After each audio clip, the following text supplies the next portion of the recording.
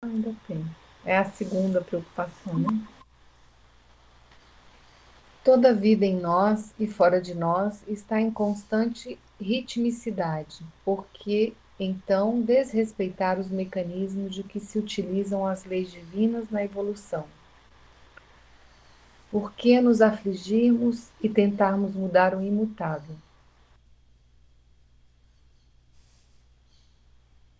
Nossa percepção hoje nos esclarece sobre os fatos do ontem, talvez sobre acontecimentos da semana anterior ou possivelmente sobre eventos quase esquecidos de anos passados. Tudo ocorre dentro de um perfeito sincronismo tempo e espaço. Não adianta nos preocuparmos com o nosso processo de aprendizado, nem com o dos outros, pois se alguém não está conseguindo caminhar convenientemente, agora é porque lhe falta algo a fazer ou mesmo coisas a aprender. No universo,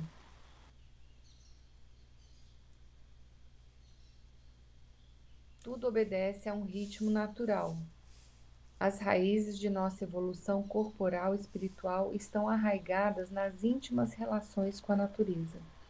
Em nível mais profundo, somos parte dela.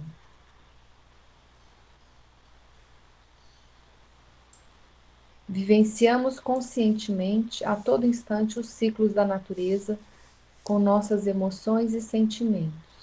Experimentamos desânimo e abatimento no transcurso de um longo período de estiagem. Porém, quando a chuva cai, a nossa sensação é de alegria, de prazer, ou durante as tempestades, nossas impressões oscilam desde a apreensão até o medo. Sentimos a alma leve e feliz com o surgimento do sol, nos dias calmos e iluminados. Há um tempo para tudo. Em verdade, os ritmos que nos governam são inerentes à vida. Também nós, os espíritos domiciliados ou não na terra física, identificamos nossos ritmos internos através das sensações da dor e do prazer, a fim de avaliarmos o grau de acerto de nossos atos e decisões. Dia e noite, primavera e inverno, amanhecer e entardecer são fases da natureza, atuando diretamente nos ritmos de nossas ocupações e procedimentos do cotidiano. Em verdade, a nossa identificação com a vida superior se planifica quando harmonizamos nossos ritmos internos com os ritmos externos da natureza. Propõe o professor Rivail aos nobres emissários. Os seres que habitam cada mundo hão todos alcançado o mesmo nível de perfeição? E os espíritos respondem à questão com sabedoria. Não, dá-se em cada um o que ocorre na terra. Uns espíritos são mais adiantados do que os outros. Os ritmos interiores dos indivíduos se prendem ao nível evolucional espiritual de cada um, e toda a vida no universo está dentro de uma ordem perfeita.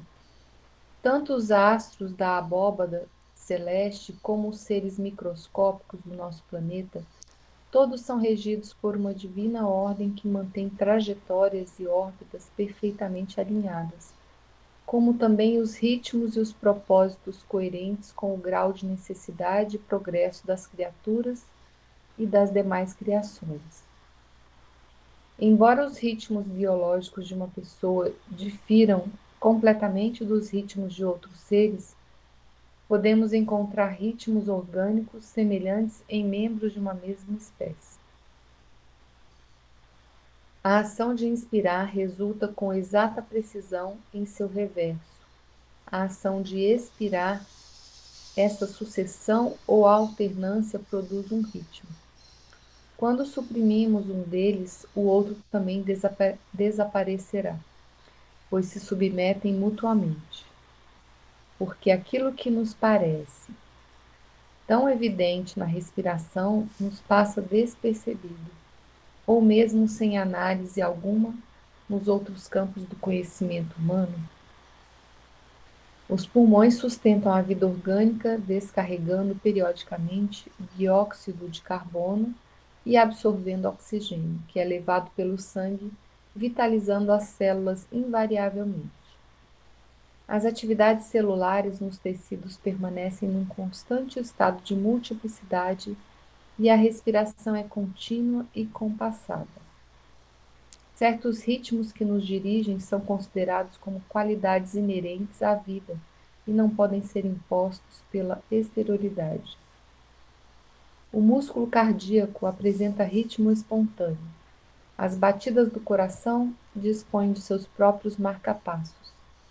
Na aurícula direita, um minúsculo nódulo conhecido como sinus, a feição de um timoneiro numa antiga embarcação romana, possui uma tarefa gigante, marca o ritmo das batidas no barco da vida. As células nervosas do cérebro detonam frequentes impulsos que, por sua vez, repercutem na ritmicidade das ondas cerebrais e podem ser registradas pelo eletroencefalograma. Em todo o reino vegetal e animal, a função sexual é um fenômeno periódico, desde a polinização das plantas até o ciclo menstrual das mulheres, que é o resultado direto do aumento e diminuição dos hormônios num ritmo mais ou menos mensal. Se pudéssemos observar o interior de alguém que está correndo, veríamos com certa regularidade a contração de grupos alternados de músculos. Os chamados flexores se contraem, fazendo dobrar as articulações, os extensores se contraem, fazendo endireitar as articulações. Toda a vida em nós e fora de nós está em constante ritmicidade. Porque então desrespeitar os mecanismos de que se utilizam as leis divinas da evolução? Por que nos afligimos e tentarmos mudar o imutável? Como é importante caminhar passo após passo, acompanhando nosso próprio compasso existencial e percebendo a hora propícia de mudança. O dia de hoje nos fornecerá exatamente as oportunidades de que precisamos para compor com estrofes e versos harmônicos o poema de nossa vida, cuja métrica foi antecipadamente determinada por nós no ontem. Nossas experiências da vida não acontecem por acaso. O planejamento divino nada faz sem um desígnio proveitoso. Tudo tem sua razão de ser. Não é preciso desespero nem preocupação. Tudo acontece como tem que acontecer. Essa, Tinha que ser a Neuza pra falar essa última frase, né, gente? com certeza. Só faltava ter assim, né? Tá tudo certo na última frase. Ai, a gente dá uma respirada assim no final. Verdade. Tá tudo no ritmo. Que lindo, né? Assim, mostrar o ritmo da natureza. Eu fiquei pensando assim, quando, por exemplo, tá chovendo, aí alguma pessoa fala assim: "Ah, eu adoro o tempo chuvoso. Eu adoro o tempo frio". Aí o outro fala: "Ah, eu prefiro o sol". Mas sempre tem alguém que gosta da natureza como ela é, né?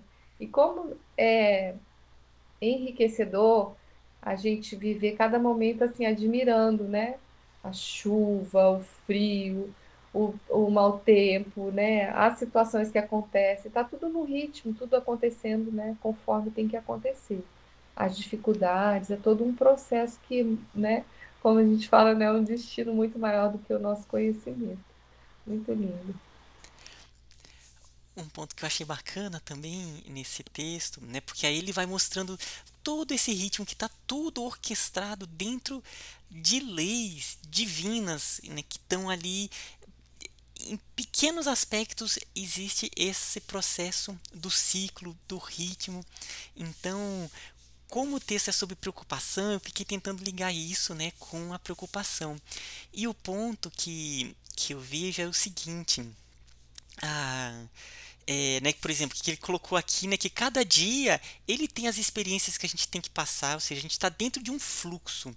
Então, um dos pontos é a gente não procurar se manter no fluxo da vida, né? Tá em sintonia com os mentores para que para que a gente consiga compreender as lições que precisam ser assimiladas, né, para que a gente consiga vivenciar o que tem que ser vivenciado da melhor forma, ou seja, aproveitar esse ciclo com o máximo de eficiência, né? Então, com o máximo de aproveitamento.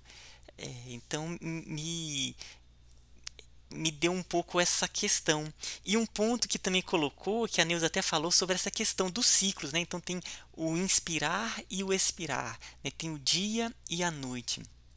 Então, os nossos ciclos vão ter períodos de felicidade, os períodos de dor. Então, estão dentro de ciclos que a gente precisa passar.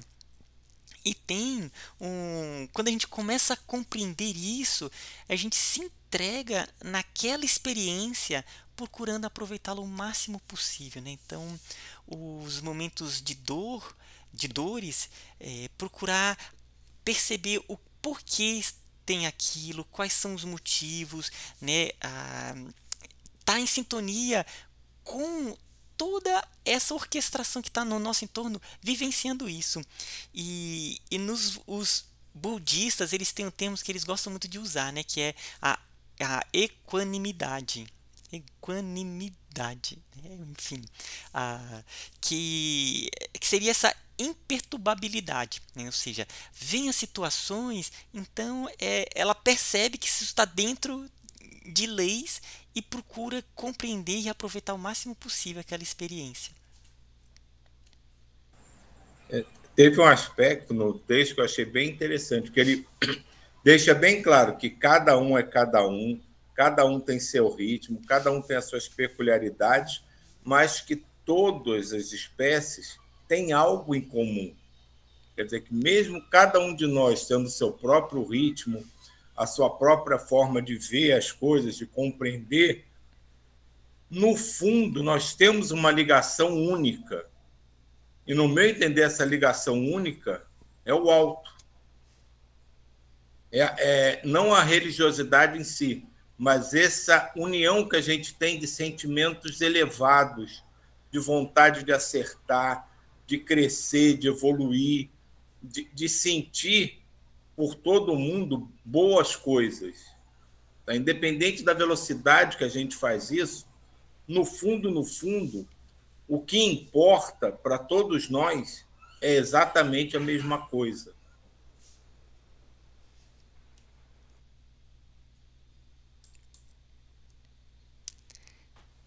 Um organismo, né, inteiro, que todos têm sua função, todos pertencem, todos estamos nessa harmonia aí. E eu, sobre as adversidades, eu lembrei muito daquela mensagem também que o Ismael passou lá no grupo, do Chico Xavier, né, que pediu a Mãe Maria uma mensagem para suas dificuldades, e ela mandou: isso também passará. Então, a gente ter, né, não ficar esperando passar, né, as dificuldades, mas saber que essas dificuldades fazem parte, mas que a gente tem todo um processo aí que tem que ser vivido, experienciado, né, para que ocorra a mudança necessária, né? A única mudança necessária é sempre o nosso maior conhecimento, a nossa, né, desenvolvimento espiritual. É só isso, né? E uma das maiores dificuldades que eu vejo é o relacionar-se, né? Então, a crítica, e fala no trechinho final lá da preocupação, né? A gente está envolvido mais em olhar para os outros, né, do que olhar para nós.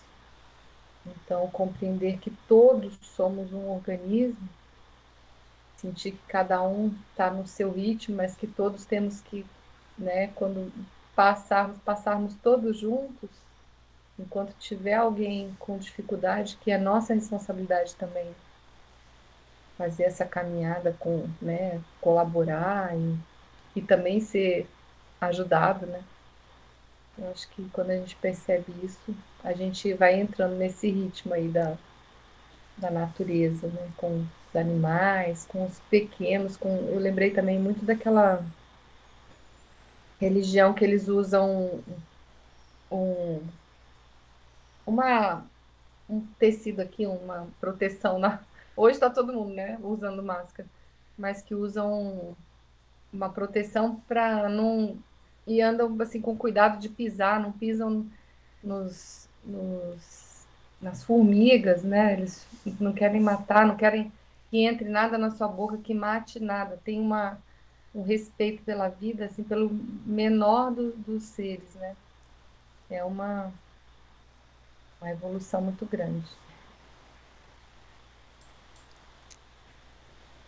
Eu, né, nesse texto, eu fiquei refletindo sobre essa ligação com o outro, no convívio, né? Até que ponto a gente intervém ou não. Porque, querendo ou não, estamos interligados, né? Tem ciclos que são ciclos coletivos da família. E eu me lembrei uma conversa que a gente teve ontem, que a gente, né, vocês estão sabendo que a gente está começando a organizar os grupos de mentomagnetismo para a noite, né, que é um outro tipo de radiação, que já são técnicas específicas. A gente está organizando para quem quiser participar. E aí a gente estava conversando sobre uma técnica que foi passada pela espiritualidade, que é. Vai ser remoto também, Vai Ismael? ser tudo remoto, tudo Ah, remoto. joia. É, É né, é pra quinta, né? gente, é pra gente. Ah, Não, vai certo, ser, vão ser vários dias. certo, Vai ser, né, já já vai ser aberto, tá só ainda organizando as. E certo. aí a gente estava falando sobre uma forma que aí eu vou fazer a ligação com a questão da preocupação, né? Que tem uma técnica que a espiritualidade apresentou, que é você desperta um campo mental que ela tem, que se chama o campo consciência alerta, que é onde ela absorve aquelas informações mais puras que ela já vivenciou. Então a própria pessoa, cada um de nós tem esse campo, a gente já falou isso várias vezes. E uma das técnicas dele é ativa esse campo e tem outro campo que se chama campo de autoconsciência, ou seja, você conecta que esse campo é ligado com os mentores. Mas enfim, eu só vou então falar que a gente estava conversando ontem porque essa metodologia é interessante, porque quando você vai lidar com alguma outra pessoa, né, com um assistido, alguém está pedindo ajuda, e quando você ativa aqueles campos, na verdade o que a gente está ativando é o que já existe de sagrado na pessoa e conectando com os próprios mentores dela, né, essa ligação. Então, ou seja, é como se fosse um mínimo de intervenção no sentido de estarmos colocando ideias nossas na cabeça dela. O que a gente está só despertando é o que já existe de sagrado naquela pessoa. Então isso ligando um pouco aqui com a questão da preocupação, né? Às vezes a gente quer guiar a pessoa, não, segue por aqui, não faça. E uma das formas que a espiritualidade mostra nesses processos de assistência é você simplesmente desperta o que já existe de sagrado naquela pessoa e conecta ela com a linhagem espiritual dela, né? Ou seja, nesse ela vai saber quais são os caminhos que ela deve seguir, junto com seus mentores, junto com o mundo espiritual. Então é uma forma de nós não entrarmos nessa preocupação de querer conduzir para determinado caminho que a gente acha que é o correto, mas ao mesmo tempo nós somos ali o sirineu que está auxiliando a carregar a cruz, né? O que foi o caso do sirineu que foi auxiliar Jesus a carregar a cruz dele. Ou seja, a gente só desperta o que há de mais profundo, conectando ele com a linhagem espiritual dele. Então cada um vai despertando, entrando em sintonia com seus mentores e segue o caminho que ele escolheu junto com seus mentores, né? Então me veio essa lembrança que a gente conversou ontem.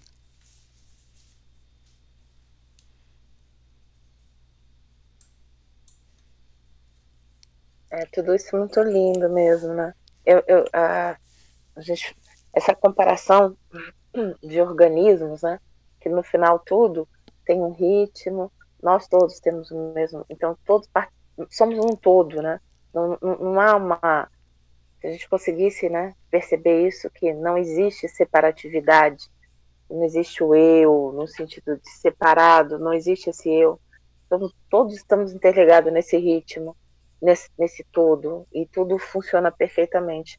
Mas a gente é um pouco soberbo, né? Ou bastante soberbo, de achar que podemos ou que temos um poder maior e que podemos fazer essas mudanças. É uma soberba. De repente eu virei e falei assim, nossa, como eu sou soberba, né? De achar que eu mudo esse ritmo, que eu tenho esse poder, né? É um aprendizado, é a maturidade. E uma das coisas da maturidade que a Deus estava falando do tempo, e é tão interessante que sempre me lembro, minha mãe gostava muito de chuva. E eu era pequena e quando estava chovendo, aquele tempo enfarruscado, minha mãe dizendo que gostava da chuva. Eu olhava para ela, eu era muito pequena, devia ter, isso me marcou muito, eu devia ter uns 5, 6 anos.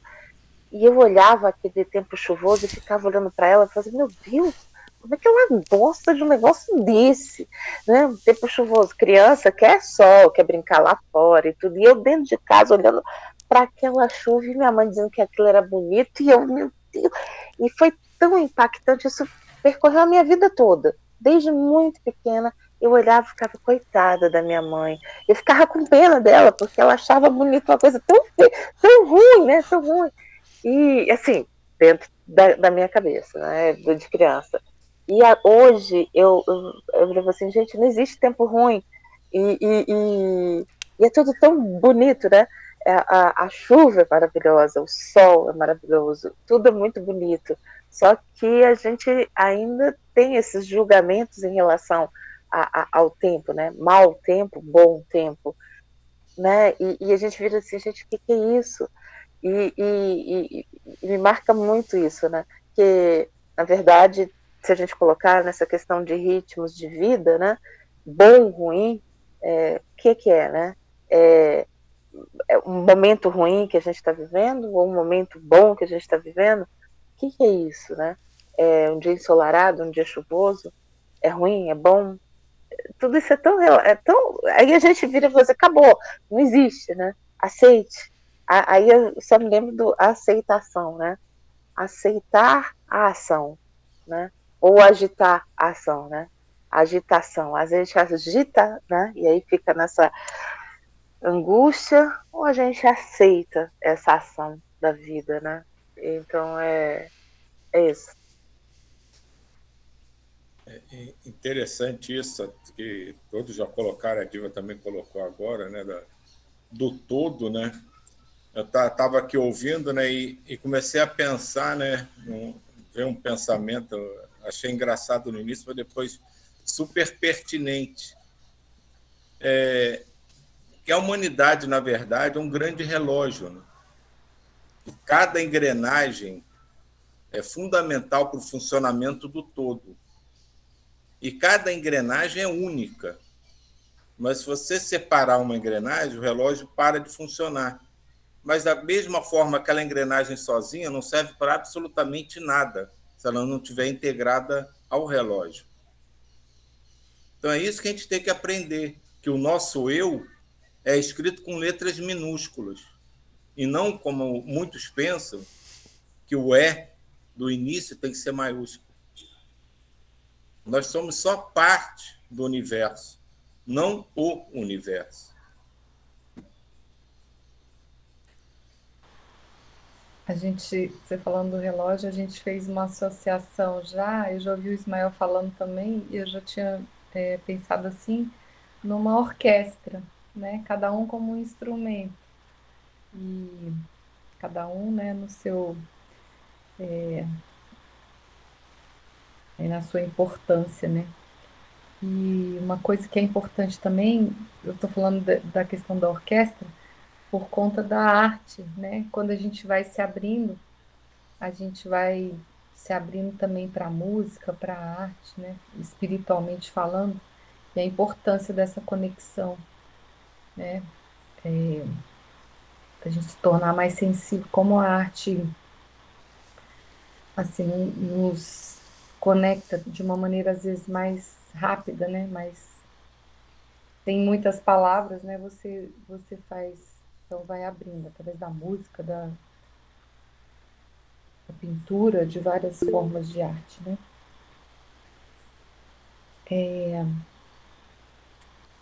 Eu só queria falar aqui que a religião que eu citei, eu estava olhando aqui, é o jainismo. E eles aqui fala, né, que eles têm até uma vassourinha quando eles andam, para ir varrendo assim, para não pisar nos animais. É muito bonito.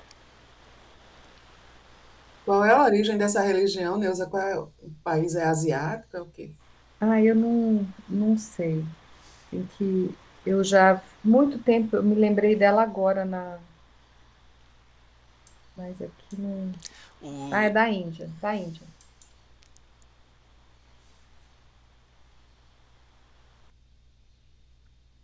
Mas é verdade. Toda vez que a gente vê a natureza, né, a capacidade humana de fazer isso, né, de perceber que a gente pode evitar de causar, entre aspas, né, o mal, vamos dizer assim, né, de tentar, né, porque todas as vezes que eu vejo agora coisas do fundo do mar, ontem eu estava vendo e tudo, eu digo assim, gente, é aquela coisa tão violenta e a gente acha lindo, né?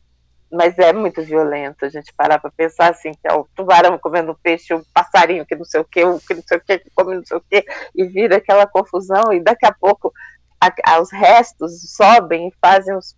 Ontem estava mostrando, viram os plânctons, vira oxigênio e tal. Tudo tem a sua explicação, tudo é um ritmo, tudo é ligado, é um organismo, mas ainda realmente somos um planeta mesmo de prova e expiação, porque é bem. Eu me lembro assim, quando a gente leu o Bhagavad Gita, quando ele pede para ver, quando como é que é o nome dele? Krishna, né? Não sei qual, aquele que tá lá sendo, e pede para ver Deus, né? Ver o Senhor lá e tal, e ele se assusta, né? Porque dentro desse Deus existe o mais difícil e o melhor, né? Não existe o bom e o ruim, né? Vamos dizer assim, que a gente tem na nossa cabeça, que a gente julga, né? A gente vê a tragédia e a beleza, tudo junto dentro de Deus. E ele dizia lá, né, que não queira ver, porque você vai se assustar. E ele se assusta realmente com o que ele vê, porque é tudo, né? E não existe é tudo uma harmonia, né? É mais ou menos isso, é tudo harmônico.